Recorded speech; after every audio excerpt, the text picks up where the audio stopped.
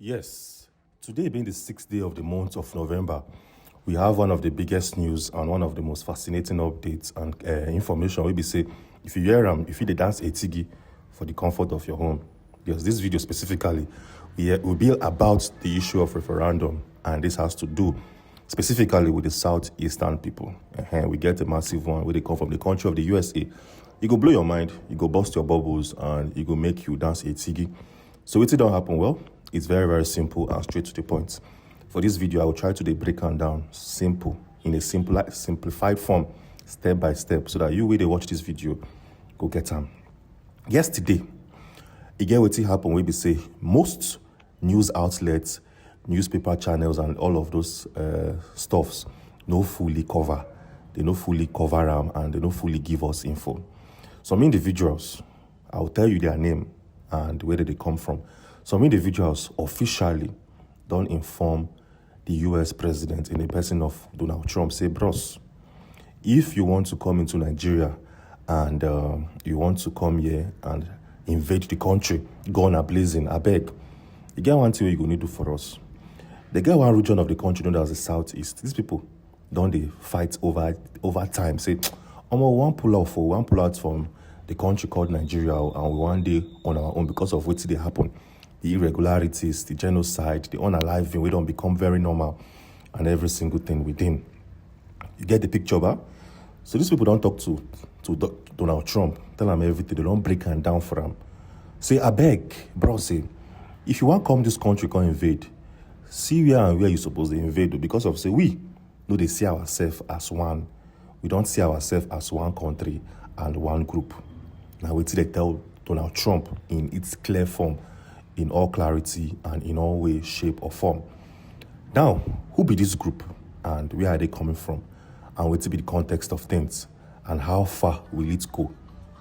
Make I give you updates gradually. I don't want to confuse you because of, say, if I rush this info, if you miss out on some basic data where you suppose they informed on. Okay? So what to be the group and what do they have to say in full clarity? The Ohaneze Ndigbo Youth Council, known as the OYC, now them informed Donald Trump. Now them send delegates to write to him. Even some individuals in the USA don't also meet the president. Tell him, say as they be. Say as the matter they be. Okay? So it will be the formation. Because of, say, as these people self-informed Donald Trump, they can make series of formations on how, if ever, the USA invade Nigeria, how it could be. Let's break it down one after the other. This video is going to be explosive in nature. You not supposed to miss them for any reasons in this world as we speak. So, what will be the formation? Well, let's take you to the desk of Daily Post and give you every single news and briefing. It states, Ohaneze youths rejects US military intervention in Nigeria and they're okay for a referendum. Una don't see them. So now, these people now don't tell Trump, say, no attack us, so carry referendum, give us instead. For more clarity and more context, let's go deeper into the news article. It states, the Ohaneze Ndigbo Youth Council, OIC, has rejected U.S. military action in Nigeria for religious purposes and instead advocated for military action to facilitate an urgent referendum in Nigeria. The council expressed concerns that the proposed U.S. military action, as announced by President Donald Trump, would be counterproductive in addressing Nigeria's long-standing issues, which have resulted in killings of Christians. The article went on and on. Okay? They don't see them. These people carry referendum put on the desk of the president. Wait till the president come they talk, that is Donald Trump and his administration. Wait till they come they talk in regards to this particular thing. Well, let me give you more context and more clarity because of say news choke and information plenty. We say, you don't suppose miss some for any reasons in this world. It gets one US lawmaker. You get one US lawmaker where officially don't tell the president, say, okay, I beg. Instead of attacking these people, there's a context and a conversation we don't dey long-standing for so many years where you suppose push for. That is the issue of referendum. They don't classify and say Nigeria now is a big country. It consists of Christians. It consists of Muslims. In fact, Christians and Muslims If Christians they 45%, Muslims go they 55%. It's almost a 50-50 comparison, which consists of the north and the south. He said if you want to solve the problem of Nigeria, if you invade them, you are not even trying to solve the problem. What you should do instead is to resort to a referendum, and that is the only way around, because of say the Nigerian constitution, 1999 constitution, no gets referendum in its context. But if international bodies put body, international bodies jump into the conversation, this issue of referendum will be notified. Okay, this whole issue can be added to the constitution. With Trump, can they talk? Well, before we show you wetin Trump responded to that particular matter of a referendum, make we tell you wetin Senator Ted Cruz talk. Just in case you don't know who Ted Cruz is, this is not the man we raised the issue of the Christian unaliving in Nigeria. Now him push am, now him carry am put on the desk of Donald Trump. This guy came out 24 hours ago to make a very strong statement. We go give us a leadway and give you more clarity on where and how this case they head to. He stated, and I quote, "I've been pushing legislation to designate Nigeria as waiting a CPC, country of particular concern, and to impose sanctions on Nigerian officials responsible. Thank you to Mr. President, that is President Trump, for his leadership in imposing the designation, and more broadly for fighting to stop the unaliving of Christians living in Nigeria. Now, we should take the next step and hold Nigerian officials accountable." You see, Nigerian officials accountable. I intend to be very explicit about who they are in the coming days. So this man, they say in the coming days now, he go expose a lot of things. A lot of expose go drop, and we go see a lot of things which concern the Nigerians' leadership. This man also has informed the president, say, bro, say, I beg, look into their officials first. But then, Donald Trump made a video that was released 8 hours ago from the White House. Showing right now on your screen is this particular video, which we cannot play every single thing because of copyright issues and copyright claims.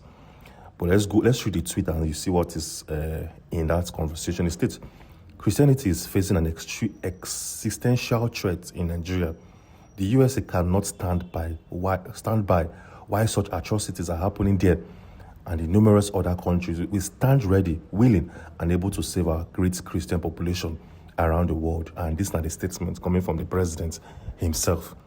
So now, all of these things are taking one direction, and they're taking one drastic move. Where they head to? Well, it is very simple to understand and to fully uncover as we talk all these things right about now. Yes. So you get one popular individual on Twitter known as Dr. Kappa. He made a statement where he say he don't get massive impressions on the Twitter space. Something where he say international bodies don't see. Make I show you what this man they talk, known as Dr. Kappa on Twitter. He states, split the country into 5. The very first one will be core north. They will get within Arewa. Middle belt will get within Savannah. Southeast will get Biafra. South will get Niger Delta. Southwest will get Oduduwa Republic. Groups within ethnically heterogeneous states, e.g. Kwara, Kogi, Kaduna, will have a referendum to decide which of the countries to join. This will be a win-win for all. The idea that Nigeria must be one invisible entity forever is actually ridiculous, considering the fact that we are religiously and ethnoculturally diverse and that spirit. It doesn't have to be a do or die thing. We can disintegrate peacefully and the world won't end or even notice. Also, small countries are easier to govern and manage with little population and moderate resources. It is just common sense. And as we speak, this now gets over 169,000 impressions as we speak. What do you guys think of all of these comments so far? What do you guys think? Do you see a possible referendum as the way to go? Because as we speak now, this issue of referendum, now they take big step, massive step in Nigeria's political structure. Now the way where this Trump's aid into Nigeria, that is the way it's headed to. If you watch our videos on this particular issue of referendum, you're going to see it's South versus the North. It's the Christians versus the Muslims. And they want to make it a clear division. But we know, say, inside that South, self, different people serve one day on their own. We get Niger Delta, we have Biafra, we have the Oduduwa Republic, instead of South. You understand? So it's going to be a game changer. We don't even know how all of these things will go and how it will pan out and play out. But then, the Ohaneze Ndibo don't make the first move by writing to Donald Trump, telling him how they want it to play down and how they want it to go. We can't wait to see how this whole conversations would end, because it's going to be a game changer in different ways, shape, or form. Meanwhile, tomorrow being the 7th day of the month of November, Mazi Nnamdi Kanu will reappear before the Federal High Court seated in Abuja. That will be sitting in Abuja. We all know how yesterday went down. We all know, say, it was a sham.